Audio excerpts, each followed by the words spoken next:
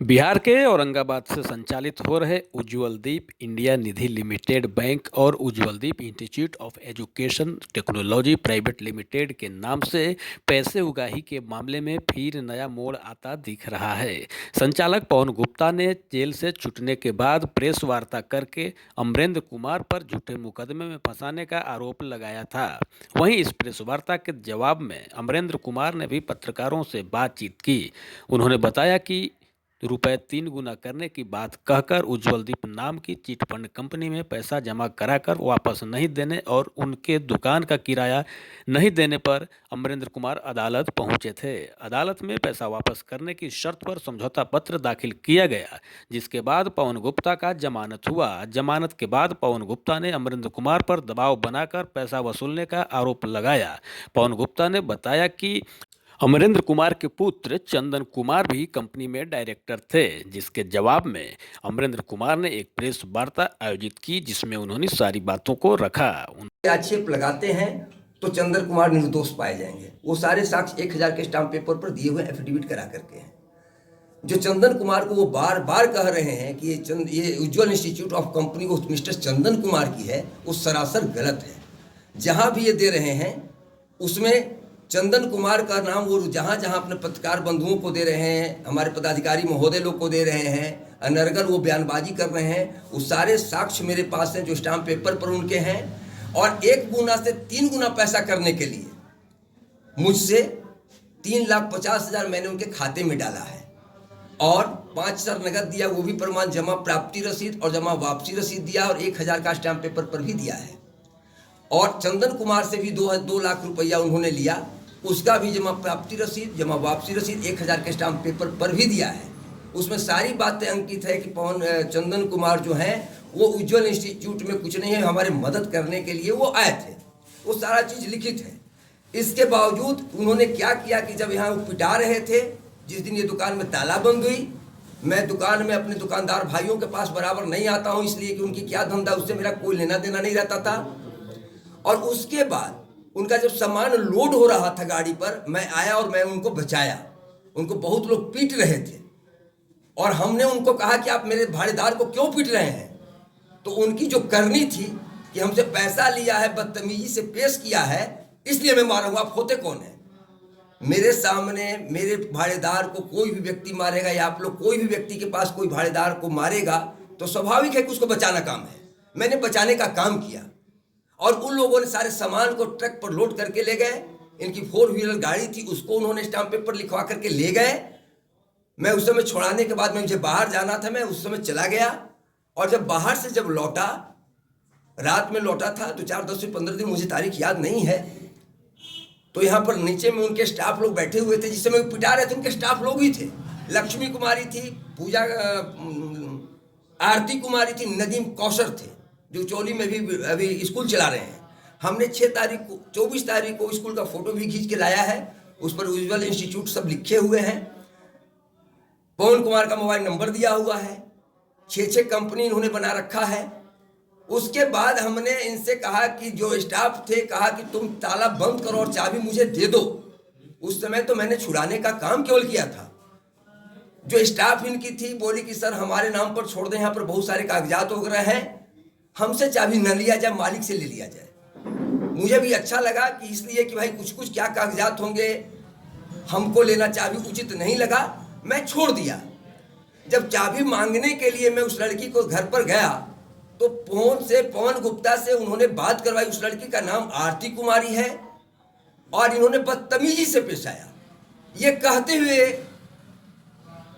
कि उल्टा लगता है कि जो पिटा रहे थे, लगता है कि मैंने छुड़ाया, मैंने ही इनको पीटा, और हमको धमकी देना शुरू कर दिए। उसके जस्ट 1 सप्ताह के अंदर इन्होंने चंदन कुमार के नाम से 2 नोटिस किया। वो 3/12/21 था और 4/12/21 था। उल्टा चंदन कुमार को डायरेक्टर का नाम देते हुए पैसा लेन देन का मुझे नोटिस नहीं दिया, मिस्टर चंदन कुमार के नाम से दिया। और उसका जवाब 3/12/21 था, 4/12/21 था, उसका जवाब हमने चंदन कुमार ने उनको दिया। और 3/2/2022 को आरक्षी अधीक्षक महोदय के पास जो चंदन कुमार भी अपना सारी बातों को रखा, पिटीशन भी अभी भी मेरे पास है। मैंने भी, हमसे भी जो पैसा लिया था 3 गुना का, वो भी मैंने दिया। मिस्टर अजय कुमार और साकेत कुमार को जो उन्होंने स्टाम्प पेपर पर लिख कर दिया था जमा वापसी और जमा प्राप्ति रसीद, वो सारा चीज को लगाते हुए हम लोगों ने 3/2/2022 को आरक्षी अधीक्षक महोदय को सारी बातों से अवगत कराते हुए दरखास्त को दिया। और उसके बाद कार्यवाही होते हुए 6/4/22 को संगीन धाराओं में के तहत इन पर FIR हो गई। 23/9 को जो हमने पिटीशन दिया था, पवन कुमार गुप्ता ने लिखा है, सारी चीज उन्होंने एक्सेप्ट भी किया है कि मैंने पिटीशन दिया। मैं चंदन कुमार के घर गया, जो इनका दरखास्त दिया गया था उसमें लिखा गया था कि आप आकर के मिल करके जो मेरा पैसा उसको चाहते क्या? हम चाहते हैं कि इन्होंने सुलहनामा भी लगा लिया। जेल जाने के बाद इन्होंने 18/10/22 को इनके जो शुभचिंतक थे, सारा एक मोटा, हमारी दुकान की राशि समथिंग 5 लाख रुपए हो गई थी। इन्होंने 2 बार मात्र 45,000 मेरे खाते में डाला था। सारे स्टेटमेंट हैं। 455 होते थे, वो मिलाकर के 1155 मेरा 355 था। चंदन का 2 लाख था, मिस्टर साकेत कुमार का 4 लाख था, अजय कुमार का 4 लाख था, साकेत कुमार का 2 लाख, 11,55,000 होते थे। और मेरे दुकान का भाड़ा 4,55,000। सूद तो छोड़ ही दिया जाए सरकारी रेट के हिसाब से, मेरी पूंजी उतना दिन बंद रही, उसको भी तो छोड़ ही दिया जाए। इनके जीजा जी आए थे, रोमी कुमार जो उनकी पत्नी डायरेक्टर है उज्ज्वल इंस्टीट्यूट में, और सारी चीज़ मेरे पास हैं। मेरे ऑफिस पर आए थे, मेरा गुरुकुल ऑफिस चलता है, वहाँ आए। इनके मामा जी भी आए थे, पवन बाबू के, इनके जीजा जी भी आए थे, इनका छोटा भाई राजू कुमार भी आया था, और एक लड़का और बालूगंज के ही आए थे। चाहते क्या है, जिस्ट बोलिए ना। हमारा सुलहनामा इनसे लग चुका है 12 लाख में। सारे चीज को मिटाते हुए सबको मिला जुला करके कि 12 लाख रुपया अमरिंदर कुमार जी को दे देंगे, जिसमें इन चारों लोगों का हो जाएगा। इनको छोड़ दिया जाए, दुकान बंद है। हमको इन्होंने 5 लाख रुपया विनोद प्रसाद जी ने दिया मेरे खाते में। वो 18 तारीख को ही खाते में मेरा चला गया। और 22/10 को इनके जीजा जी जो है रोमी कुमार, जिनकी पत्नी डायरेक्टर है उज्ज्वल इंस्टीट्यूट में, एक स्टाम्प पेपर पर लिखित दिया है कि अगर 15 तारीख को विनोद प्रसाद अगर नहीं डालते हैं मेरे खाते में 15/12/22 को, तो 16/12/22 को मैं 7 लाख रुपया अमरिंदर कुमार जी के खाते में डाल दूंगा। और नहीं तो पवन कुमार गुप्ता, विनोद प्रसाद, पूजा कुमारी,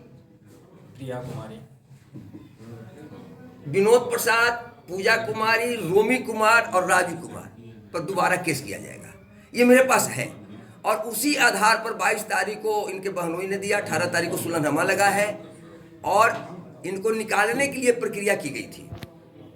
लेकिन इन्होंने क्या किया कि 5 लाख देने के बाद जब जेल से ये निकल जाते हैं, 1 तारीख को ही निकलते हैं, 7 तारीख को अपने बहन का बेल का और पिताजी, अपने माता जी, 2 बहन प्रिया कुमारी, पूजा कुमारी का बेल के लिए अपीयर कर देते हैं। मैंने इनका खिलाफ किया, इसलिए कि 7 लाख रुपया जब दे दें, जिस दिन देंगे हम लोग चारों साइन कर देंगे। लेकिन ये चाहते थे कि अपने निकल गए हैं और हम इन लोग का बेल करा करके केस लड़ते रहें। मामला आपका पैसा का है? पैसा का है, और चेक दिया हुआ है। कितना बाकी है अब आप? अब तो सुलहनामा के मुताबिक मेरा 7 लाख का चेक दिया हुआ है। 15/12/22 का डेट है। 7 लाख अगर दे देंगे तो विवाद खत्म हो जाएगा। बिल्कुल विवाद खत्म हो जाएगा। फिर हमने सुलह किया है, लिखित किया है, माननीय न्यायाधीश महोदय के पास लगा हुआ है। तो पैसा किराया के अलावा और कुछ जमा किए थे किसी? जी, हमने किराया का तो अलग मैटर था। हमने 3 गुना के लिए 3,50,000, 5,000 नगद 355 दिया था। वो सारे हमारे के यहाँ पैसे के क्या बोला था कि 3 गुना हो जाएगा? 3 गुना होगा। कितने सालों में? 5 साल। 3 गुना बस आप 12 महीना के बाद 13वां महीना देंगे। सारे मेरे पास पेपर हैं। मतलब 13 महीने में आपका 3 गुना हो जाएगा होगा। और 5 साल तक आप किस्त के हिसाब से देते रहेंगे, जो कि उनका मात्र नॉमिनल सूद होता था। मैंने भी लोभ में दिया।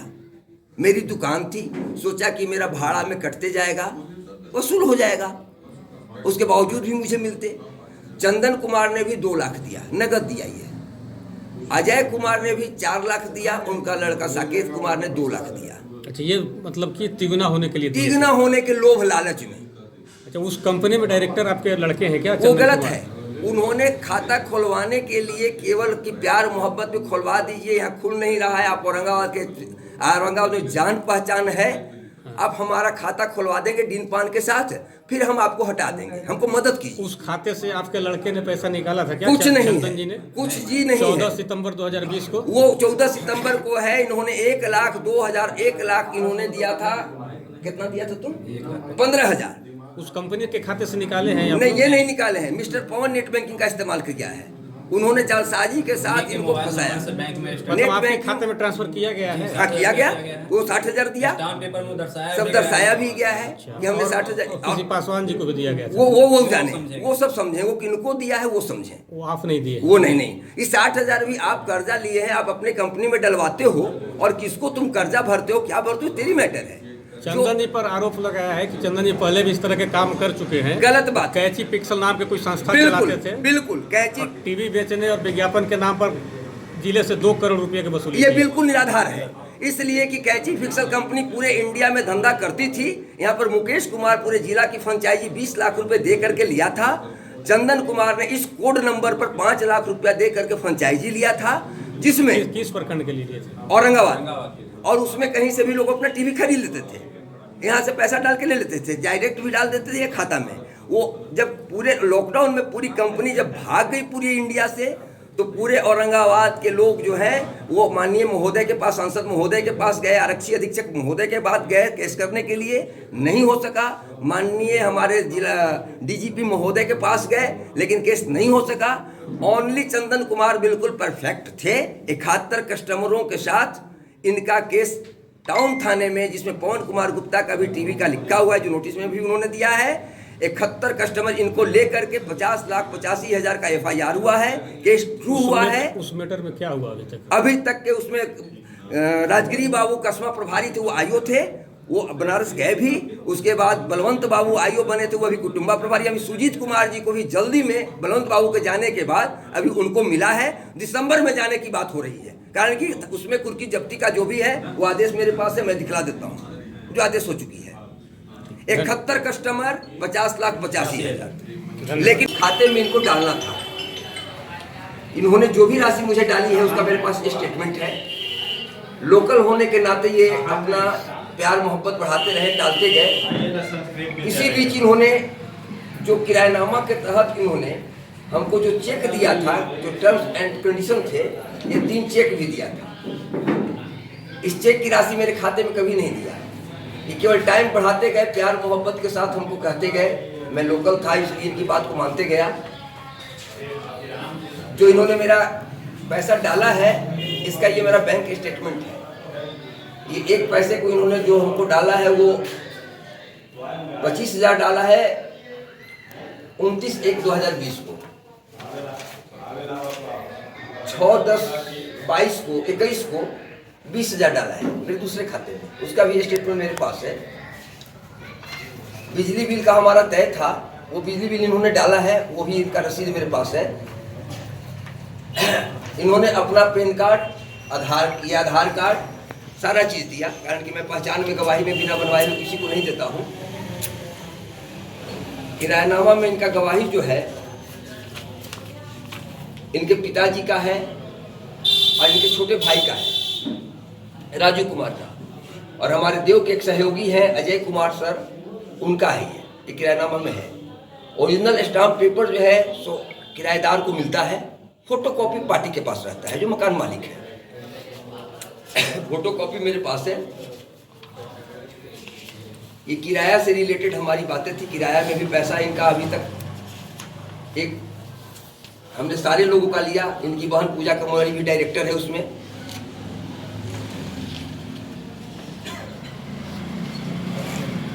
ये पूजा कुमारी है,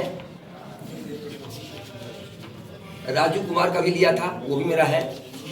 सारे का मैंने पहचान पत्र के साथ लिया, पिताजी का भी लिया, कंपनी का भी मैंने लिया था। ये इनकी कंपनी है जिस नाम पर मैंने इनको ये दुकान दिया था।